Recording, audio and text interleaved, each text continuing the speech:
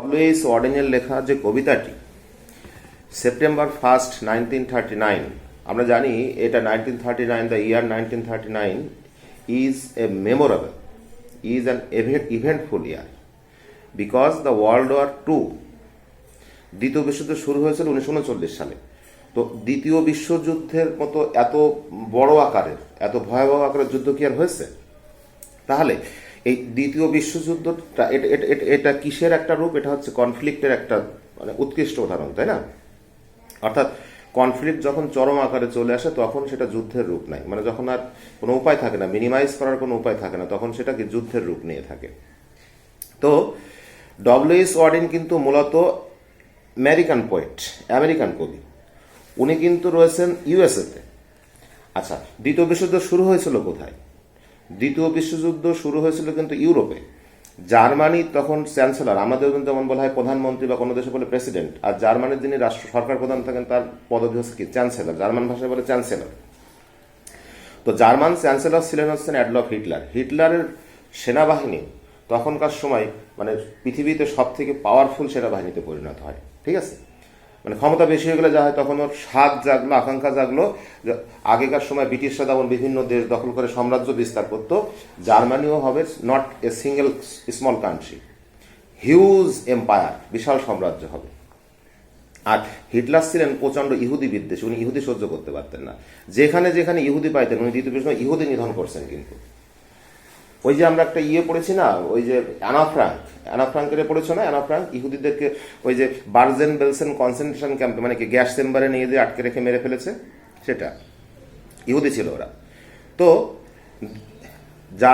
German বাহিনী যখন তার পার্শ্ববর্তী রাষ্ট্র পোল্যান্ড আক্রমণ করে, পোল্যান্ড আক্রমণের মধ্যে দ্বিতীয় বিশ্বযুদ্ধের সূচনা হয় 1939 সালে। আমেরিকার যে মেইন ভূখণ্ড, যেটা ইউএসএ যে কান্ট্রিটা, ওয়াশিংটন যার রাজধানী, এখানে কিন্তু কোনো যুদ্ধ হয়নি। তারপরেও কিন্তু যুক্তরাষ্ট্র যুদ্ধের সাথে জড়িয়ে পড়েছিল। যুক্তরাষ্ট্র দ্বিতীয় বিশ্বযুদ্ধের সময় জাপানের হিরোশিমাতে নাগাসাকিতে পারমাণবিক বোমা নিক্ষেপ করলো। কেন করলো? ইউএসএ যে উত্তর আমেরিকা, ওখানে তো কোনো যুদ্ধ হয়নি, ওখানে তো কেউ আক্রমণ করতে যায়নি। দ্বিতীয় বিশ্বযুদ্ধ শুরু হয়েছে মেনলি কি ইউরোপেই চলছে বেশি। এটা জানতে হবে কেন যুক্তরাষ্ট্র যুদ্ধের সাথে শেষ মুহূর্তে জড়ালো। যুক্তরাষ্ট্র যুদ্ধের সাথে শেষ মুহূর্তে জড়ালো, যুক্তরাষ্ট্রের ম্যাপ দেখবা, ম্যাপের ঠিক জাপানের নিচে ওইখানে কিছু দ্বীপ আছে, পার্ল হারবার, দ্বীপের নাম হচ্ছে পার্ল হারবার। ওখানে যুক্তরাষ্ট্রের নাগরিকরা বলো, যুক্তরাষ্ট্রের দ্বীপ ওটা, প্রশান্ত মহাসাগরের মধ্যে, বুঝতে পেরেছো? তো ওখানে যুক্তরাষ্ট্রের একটা নৌঘাঁটি আছে, তখনকার সময় ছিল, এখনকার মধ্যে এত উন্নত না, তখনকার সময় তখনকার মধ্যে ছিল। তো জাপান এক রাত্রে ওই পার্ল হারবার আক্রমণ করে বিমান আক্রমণ করে একেবারে তছনছ করে শেষ করে দেয়। যুক্তরাষ্ট্রের অনেক নাগরিক মারা যায় এবং পার্ল হারবার জাপান দখল করে নেয়। তাহলে যুক্তরাষ্ট্র আক্রান্ত হলো না। এবার মনে করো বাংলাদেশের মেইনল্যান্ডের সাথে সেন্ট মার্টিন কত দূরে?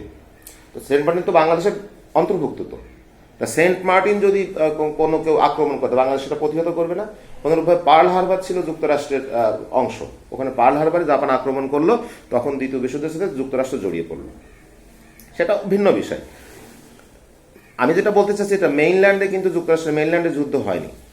আমাদের যে কবি ডব্লিউ.এইচ ওয়ার্ডেন, ইনি অ্যাংলো আমেরিকান কবি। অ্যাংলো আমেরিকান কাদেরকে বলা আছে? যেমন নাম দেখো পড়েছি, বাংলাদেশের মানুষ যারা বাংলাদেশ ত্যাগ করে ইংল্যান্ডে গিয়ে স্থায়ীভাবে বসবাস করছে তাদেরকে আমরা কি বলি? ব্রিটিশ বাংলাদেশি।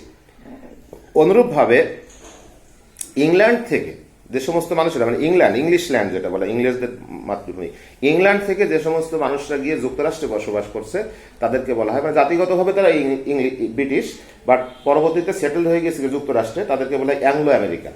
বুঝতে পেরেছো? উনি অ্যাংলো আমেরিকান কবি। উনি রয়েছেন যুক্তরাষ্ট্রে বসে উনি কবিতা লিখছেন। 1939 সালে যখন যুদ্ধ শুরু হয়ে গেছে ইউরোপে, তখন উনি কবিতা লিখছেন।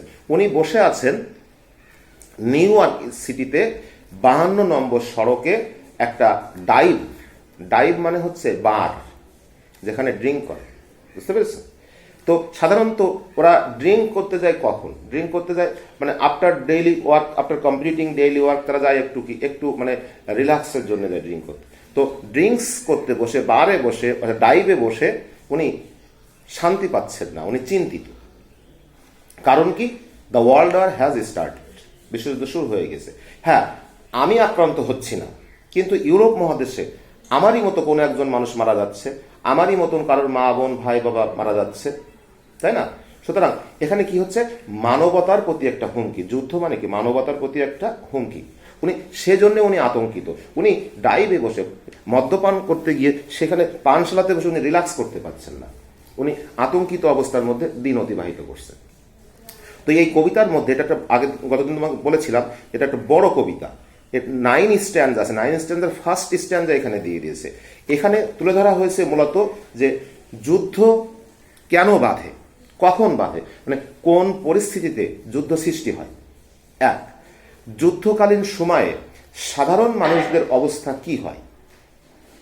যুদ্ধ যখন শুরু হয়ে যায় তখন ন্যাচারাল এনভায়রনমেন্ট, প্রাকৃতিক পরিবেশ অর্থাৎ স্বাভাবিক পরিবেশটা কেমন হয়ে যায়, সেই কথাগুলো এখানে আলোচনা করা হচ্ছে। দেখো এখানে এই কবিতার মধ্যে কি করা হয়েছে, কয়েকটা বিষয় তুলনা করা হয়েছে।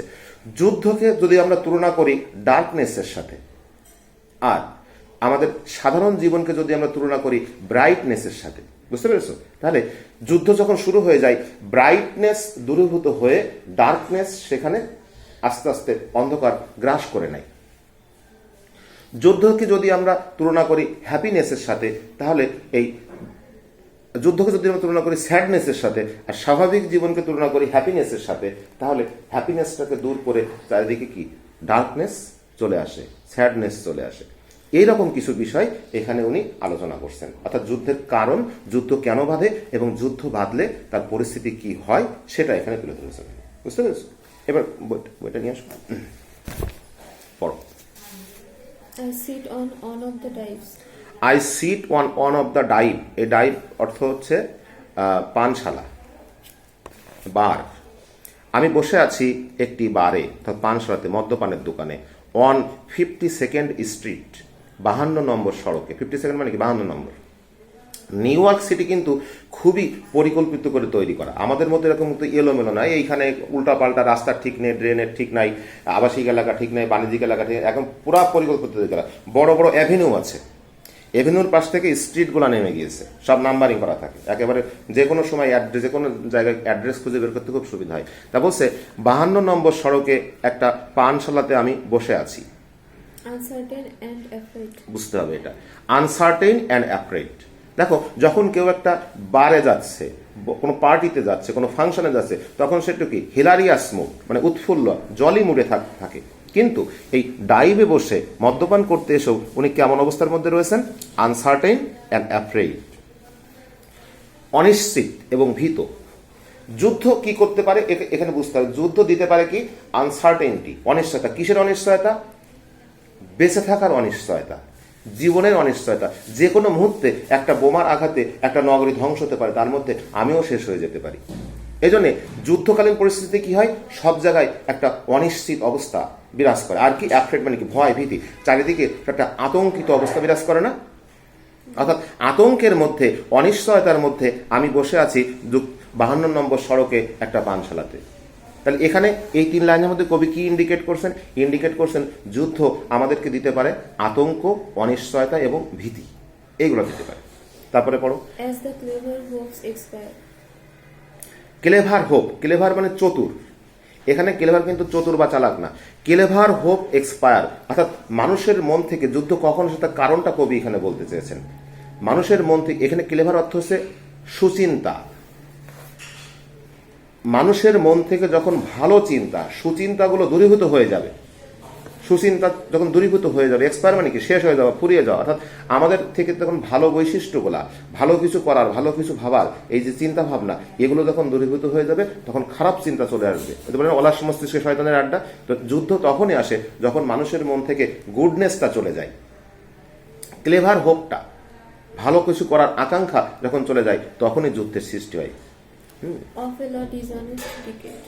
লো ডিসঅনেস্ট ডিকেট, মানুষের মানসিকতা যখন লো হয়ে যায়, মানুষ যখন ক্ষমতা লোভী হয়ে যায়, ডিসঅনেস্টি যখন মানুষকে গ্রাস করে, তখনই যুদ্ধের সৃষ্টি হয়। That are the causes of war, এগুলো হচ্ছে যুদ্ধের কারণ। অর্থাৎ মানুষের মন থেকে যখন একে অপরের প্রতি ভ্রাতৃত্ববোধ, সহমর্মিতা, এইগুলোকে ক্লিয়ার হোপ বলা হচ্ছে, ঠিক আছে, ভালো কিছু করার আকাঙ্ক্ষা, এগুলো দূরীভূত হয়ে যাবে এবং মানুষের মধ্যে কি আসবে? নিচু মানসিকতা, লো অ্যান্ড ডিসঅনেস্টি চলে আসবে, তখনই যুদ্ধ সৃষ্টি হবে। আমি পার্শ্ববর্তী রাষ্ট্রকে দখল করে নিতে চাচ্ছি, এটা কি অনেস্টি না ডিসঅনেস্টি? Dishonest. ডিসঅনেস্টি। এই ডিসঅনেস্টি যখনই আসবে তখনই কি হবে? এই যুদ্ধের সৃষ্টি হবে। এগুলো কারণ, causes of war, causes of conflict. Waves of anger and fear circulate over the bride. Waves of anger and fear circulate over the bright. Wave মানে কি? ঢেউ বা তরঙ্গ। সমুদ্রে যেমন, পানিতে যেমন তরঙ্গ হয়, তো ঢেউ হয়। যুদ্ধ যখন চলে তখন চারিদিকে একটা পানির মতন ঢেউ হয় না বটে, কিন্তু চারিদিকে কেমন অবস্থা বিরাজ করে? একটা তরঙ্গ যেন ছড়িয়ে পড়ে। কিসের? অ্যাঙ্গার অ্যান্ড ফিয়ার, ক্রোধ এবং আতঙ্ক, ভয় বা ভীতি। Circulate over the bright. কবি এখানে ব্রাইট বলতে আলোক উজ্জ্বল দিন, সুন্দর দিন, আমাদের সুস্থ স্বাভাবিক জীবনকে বুঝিয়েছেন। এই সুস্থ স্বাভাবিক, সার্কুলেট মানে কি? বিস্তার করা বা ছড়িয়ে পড়া। সুস্থ স্বাভাবিক জীবনের উপরে একটা আতঙ্ক, ভীতি, অ্যাঙ্গার ছড়িয়ে পড়বে চারিদিকে, And darkened lands of the earth. এবং পৃথিবীর দেশগুলোকে অন্ধকারাচ্ছন্ন করে দিবে। Darken. Obsessing our private lives. এই লাইনটার সাথে একটু ডিপ মিনিং আছে এর একটা। যখন পৃথিবীর বিভিন্ন দেশে, ইউরোপ মহাদেশে যুদ্ধ শুরু হয়ে গিয়েছে, মানুষ যখন হাহাকার, দুর্ভিক্ষর মধ্যে জীবন নিয়ে বাঁচার জন্য ছুটোছুটি করছে, জীবনের আতঙ্ক নিয়ে বিরাজ করছে, তখন আগেই বলেছে যুক্তরাষ্ট্রে কিন্তু যে মেইন, যুক্তরাষ্ট্রের যে দেশটা মেইন, যে ওদের যে ল্যান্ড, ওখানে কিন্তু যুদ্ধ হয়নি। তখন যুক্তরাষ্ট্র সরকার, তখনকার গভর্নমেন্ট ছিল, তখন গভর্নমেন্ট কি করছে? গভর্নমেন্ট জনগণকে বারবার করে ঘোষণা দিয়েছে, যুদ্ধ হচ্ছে ইউরোপে, ইটস নট আওয়ার হেডেক, এটা আমাদের মাথা ব্যথার ব্যাপার নয়, যুদ্ধ হচ্ছে ইউরোপে হোক, তোমরা তো আমেরিকাবাসী, তোমরা কি করো? তোমাদের যার যার ব্যক্তিগত জীবন, কাজ কর্ম, লেখাপড়া, ব্যবসা বাণিজ্য, খাওয়া দাওয়া, আনন্দ ফুর্তি নিয়ে তোমরা ব্যস্ত থাকো। এটা কিন্তু কবি এখানে সমালোচনা করছেন যে মানবতার প্রতি, মানবতা বোধের যে উদয় হওয়ার কথা, সেটা উদয় হয়নি।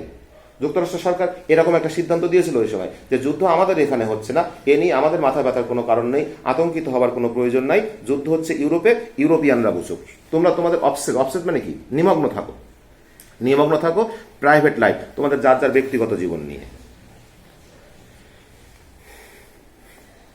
The unmentionable odor of death. Mention মানে কি? উল্লেখ করা। আর আনমেনশনেবল যা উল্লেখ করা যায় না, এখানে এটা কিন্তু কাব্যিক ভাষা, সাহিত্যিক ভাষা। আনমেনশনেবল বলতে এখানে বলা হয়েছে আনকাউন্টেবল, অসংখ্য, অগণিত, যা গুণে সংখ্যা উল্লেখ করা সম্ভব না। লাস্ট এই দুই লাইনে যুদ্ধের পরিণতি দেখানো হয়েছে। যুদ্ধ হলে তার ইফেক্ট কি হয়, তার পরিণতি কি হয়, সেটাতে কনসিকোয়েন্সটা কি আসে, সেটা দেখানো হয়েছে। আনমেনশনেবল অডর অফ ডেথ। অডর মানে কি? দুর্গন্ধ। ডেথ মানে কি? মৃত্যু।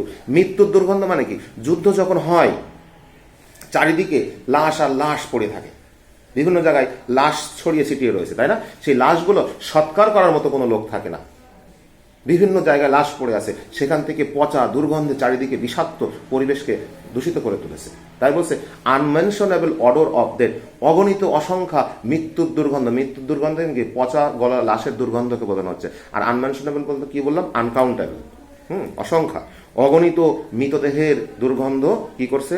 অফেন্ডস দ্য সেপ্টেম্বর নাইট, কলুষিত করেছে, কলঙ্কিত করে তুলেছে সেপ্টেম্বরের এই রাতকে।